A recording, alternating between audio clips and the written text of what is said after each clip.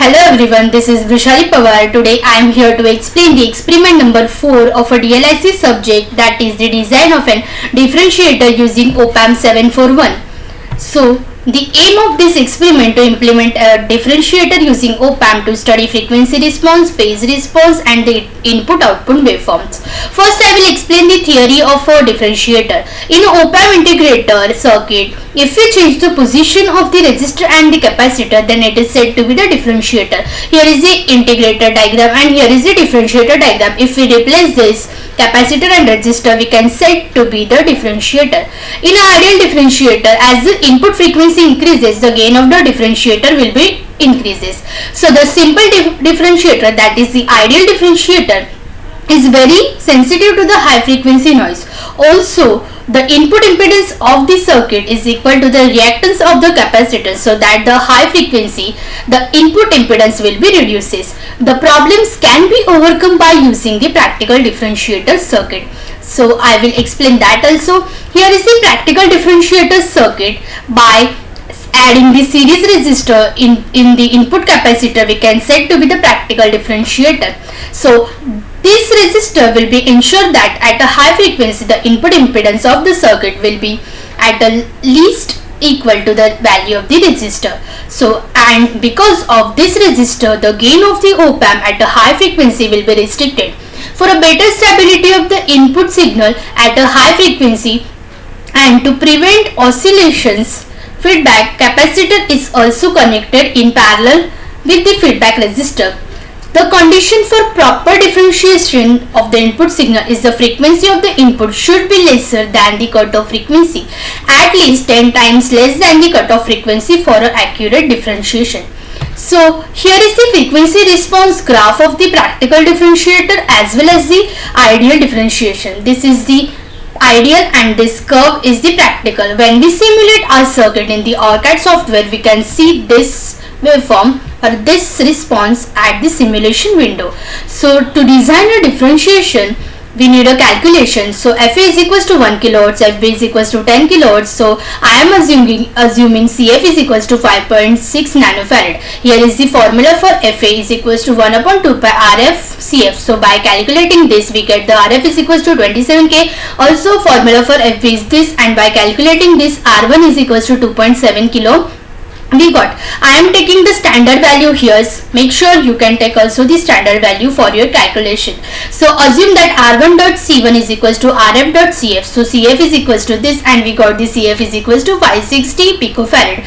So ROM is 2.7 standard value kilo. So let us simulate the circuit in the OrCAD software. Go to the OrCAD software, go to the file, new and project.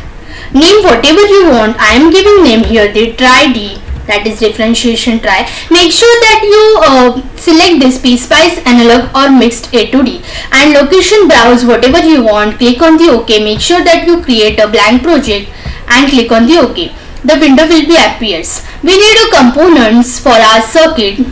So here is a component window, or you want the component window as a shortcut, you go to here.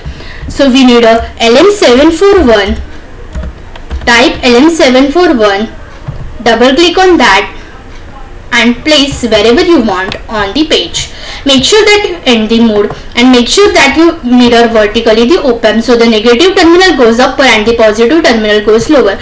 We need a resistor, so type R, select this, one is here and one is here. So also we need a capacitors.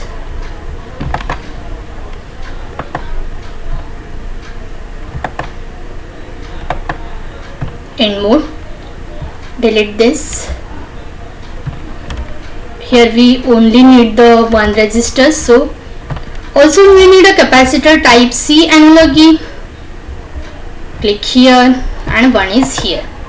We need a VDC supply for giving the 741, so type VDC and double click on that and place one here and place one here.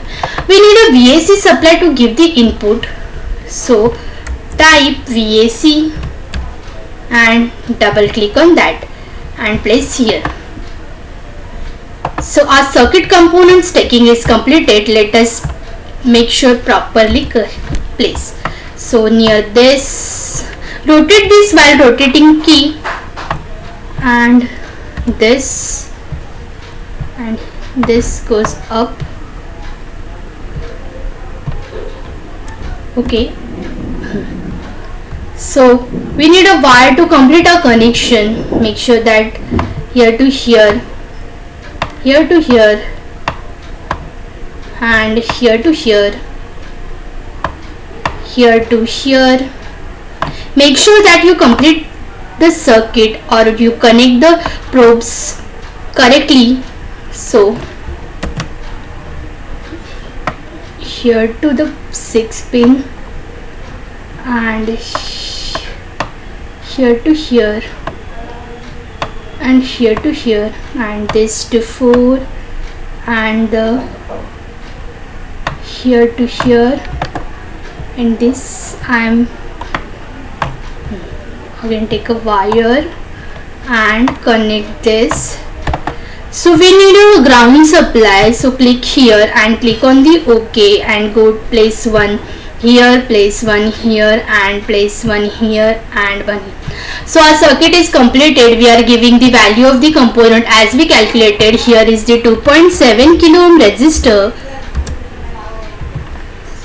2.7 kilo ohm, and here is the 5.6 nanofarad capacitor. Give that value. Here is the 27 kilo ohm, and here is the, as we calculated, 560 picofarad.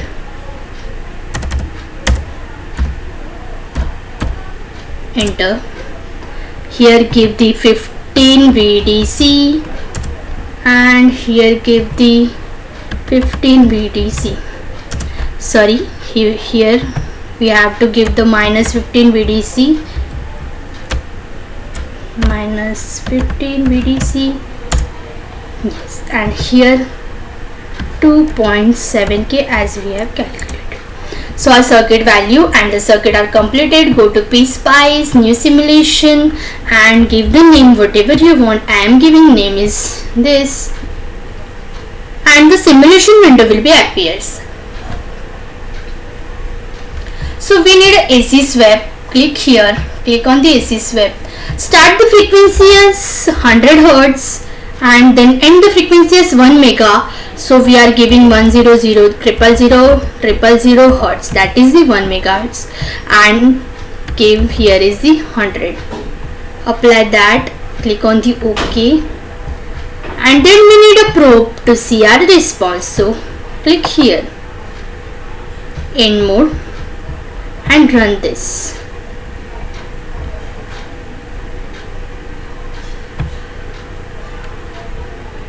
Here we can see the graph, but this is not perfect. So click on here. We need a y-axis as a gain and gain in dB, and the frequency as a x-axis. So go to here dB, and this R1's colon 2 type here.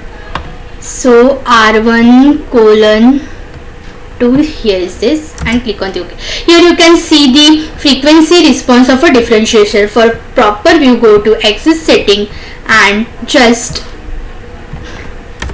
change the scale so you can see the properly and take the readings properly. Here you can see the perfect graph of the frequency response of differentiation. So to take the readings, click here and click wherever you want the readings. For 1 kilohertz, click here. So here you can see the frequency, and here you can see the readings. So I have taken the readings for this graph already. You can see here the frequency, V out, gain, and the gain in dB. For the 1 kilohertz FA readings is this, and the 10 kilohertz FB readings is this. I already taken from that graph.